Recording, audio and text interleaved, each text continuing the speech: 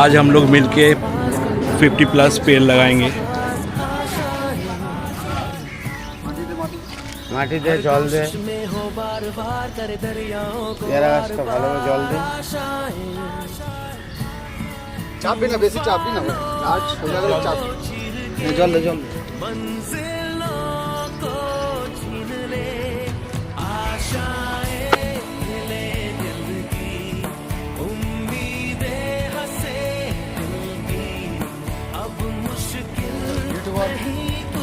अरे हाथ দিয়ে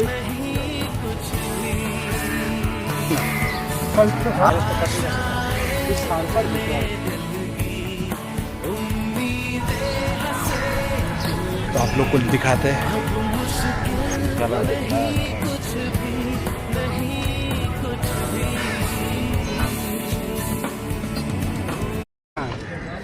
ওখানে আম গাছ পড়ে হয়েছে, দেখ ওই তেঁতুল গাছটাই দিয়ে দে তুলে। পেঁপে গাছের গোড়াতে কাঁঠাল গাছটা দিয়ে দেখলো না। ভেঙে